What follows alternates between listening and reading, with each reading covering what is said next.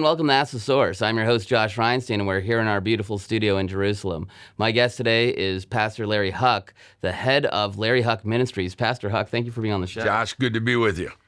Well, we're in the middle of a war right now. There's attacks on the north. We're in the ground invasion in the south in Gaza, but you're here in Israel. Can you tell us a little about that? Since October 7th, I've felt a real strong urge to come, and to be honest, Josh, I didn't really know. I didn't want to be in the way. You know, why am I feeling I need to come? And when I got here, I realized just being here, and people from soldiers to politicians to civilians, just being here and showing that we care and showing that we have solidarity with Israel has meant so much to people. We're here to raise funds. We're here to film and to show what's really happened, so that nobody can say this didn't really happen. You know, this is fake news. We've been there. We've seen it. I've talked to victims, families. I've talked to hostage families. And so we're here to raise funds to support Israel, to support the effort. We work with you. We work with Karen Hazot.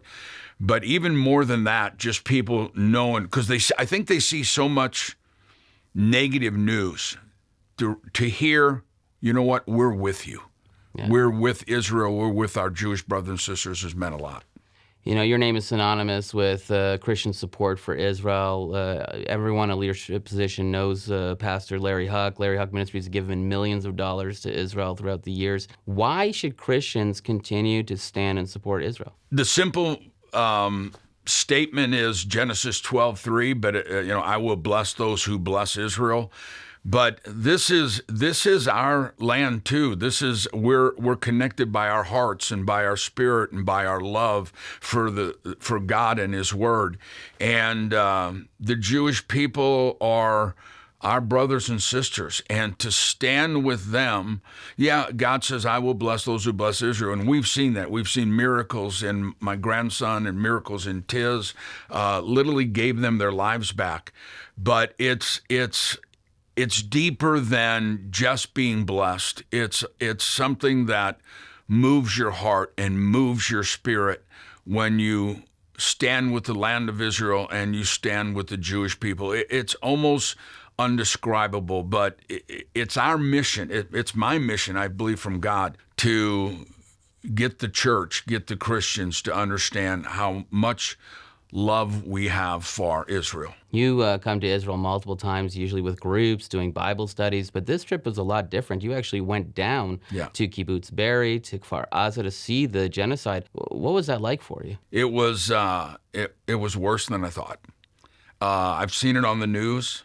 We've seen videos, but to be there, I was standing in one bomb shelter that was riveted with bullets.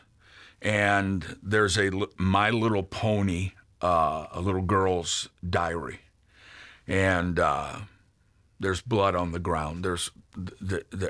They bombed everything. They burned everything. And to be there, and you could feel it. And it was overwhelming, but it was so worth going there so that I can go back and say to the world, don't believe that this didn't happen. I saw where it happened. Well, you see on your T-shirt two of the little girls who were kidnapped, over 240 hostages being held by Hamas. Yet on the streets of the United States, there are people ripping down the posters of people just like that, in a terrible anti-Semitic surge. Why is it important for you to wear that shirt and to speak up? This little girl is not a prisoner these little girls are not prisoners of war. They're kidnapped victims. And I don't want the word hostage just to become a word. I want them to see Aviv and Raz. I met their family. And the story, Josh, that they told me is heartbreaking. And they're still there. These are not hostages. These are little girls. And there's so many of them.